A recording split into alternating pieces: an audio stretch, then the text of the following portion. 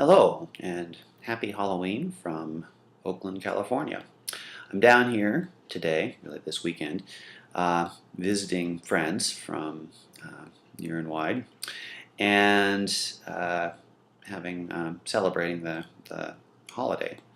Um, it's one of the reasons you're going to see the remnants of my costume right here that I wore at a party the other day. Anyway, um, I want to talk to you today about the philosopher Thomas Hobbes. But before I begin doing that, I would like to make an observation. And the observation is this. I think it's quite appropriate, even ironic in some ways, that I'm talking to you about Thomas Hobbes on this fine holiday of Halloween. Why is that? Well, if you think about what Halloween is, at least in the United States, Halloween is a celebration in which we look at some of our deepest, darkest fears, our instinctive fears, fear of death, fear of violence, fear of the unknown. And we look at the superstitions that are around this, the belief in monsters and ghosts and magic and things that go bump in the night, as they say, right? And we take those superstitions and we celebrate them. We revel in them. We find ways to enjoy them and even party with them, right? That's what we do. I think, in other words, it's a way for us to look at what's darkest in our souls and find some way to have control over it through an awareness and a ritual and a kind of celebration. And I think that's fitting for talking about Thomas Hobbes, because I think Hobbes's philosophy very much reflects this same spirit. Let me elaborate a little on Thomas Hobbes and tell you what I mean. Thomas Hobbes, a philosopher who lives from 1588 to 1679, is, I would say, one of the most important philosophers of the early modern period. Not simply because his ideas were so compelling and played such an important role in the development of political thought in the late 16th or late 17th and early 18th centuries, which they obviously did, but also because his ideas are very much reflective of the time and offer a new way of thinking about how humanity might be able to think of itself and conduct itself even in the midst of some, overwhelmingly problematic conditions for it. Probably is worth considering the time that Hobbes lives in and some of the features of Hobbes's, the way in which the things around him are shaping his thought. First of all, consider that Hobbes, living in the better part of the 17th century, is privy to some of the worst religious wars that Europe has seen. Remember, he lives through the 30 Years' Wars that occurred between 1618 and 1648 throughout most of Europe. He lives through the English Civil War. And in all of this, what he sees is he sees not just this struggle about the nature of beliefs, he sees the displacement of the old order of religious authority that had really persisted in Europe for over 1,000 years. It had been challenged, of course, on a number of occasions, and had been eroding with the Protestant Reformation. It had been eroding even with all sorts of events in the Middle Ages. But this is the actual set of political events that really uproot it, right? He sees the extraordinary irrationality that goes into these battles. But then he also sees the way in which rationality eventually can come to settle things with, at least bring some degree of stability. the Peace of Westphalia, 1648. He sees, as an example.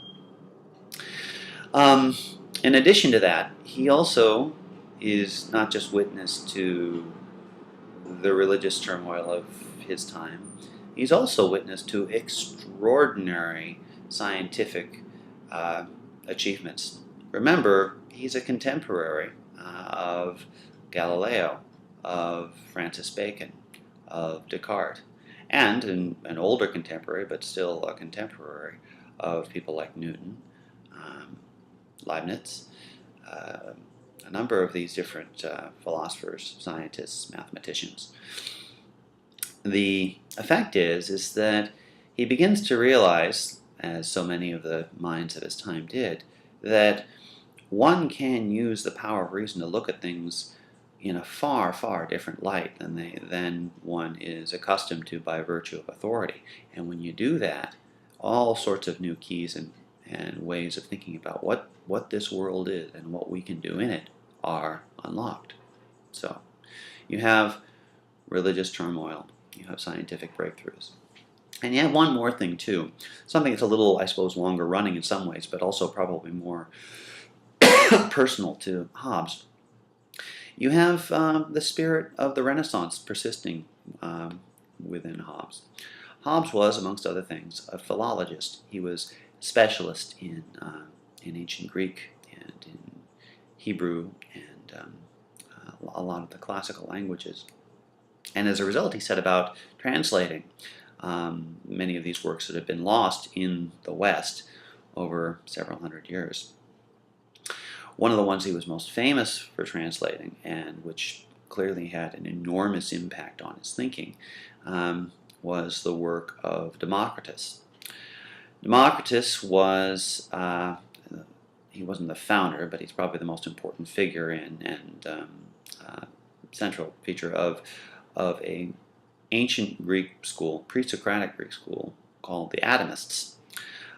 Democritus lived in the 5th century BCE, and Democritus's view, philosophy, the word atom, literally means indivisible. It's the idea that everything in the world fundamentally is particles of matter, indivisible particles, atoms, right, indivisibles, that are falling through space, and whatever you'd want to talk about, not just the things around you, not just your body and other objects, but even thoughts, perceptions, all these sorts of things are literally nothing more than matter in motion. So it's this matter functioning in a particular way in motion, expressing energy in relation to other things. It's interesting, isn't it? This is stuff that was being thought of 2,500 years ago. It just got glossed over, lost in some places. Anyway, Hobbes is in the process of rediscovering this through his translations and his treatments of it. And it goes in with the other sentiments of the time to shape his thinking. So, you have this confluence of events of this thinking going into Hobbes' thought. What does this actually mean for Hobbes' philosophy? Well, here's basically what it is.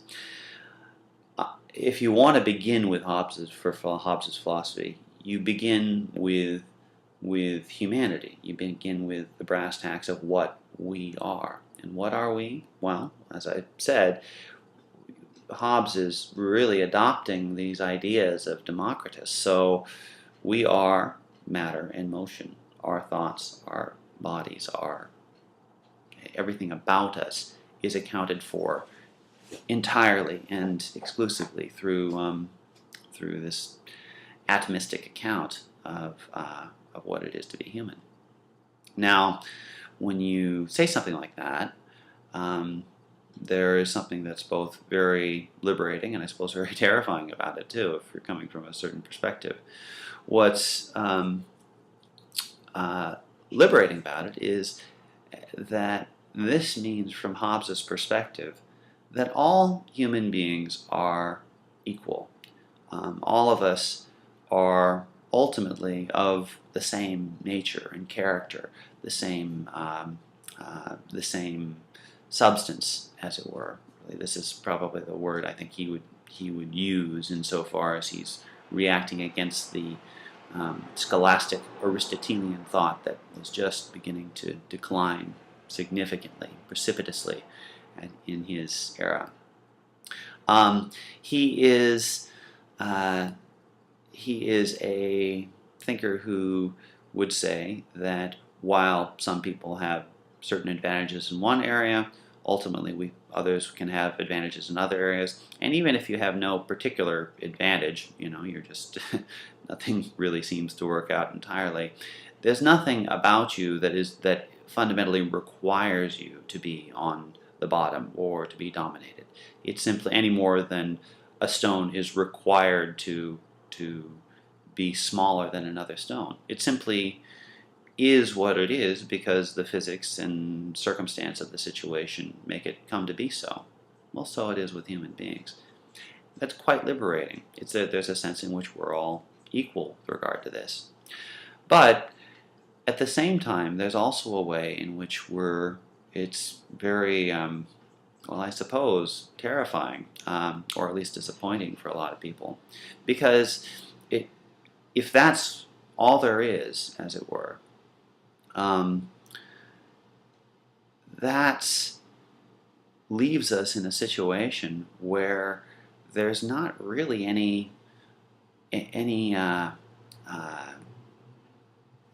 value you can get in this to appeal to.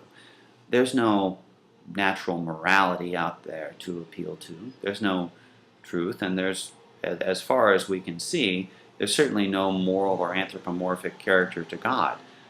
All of these things, from Hobbes' point of view, are illusions. They're fantasies that are generated fundamentally by our physical activity. I mean, he's very contemporary in the way that he would look at this.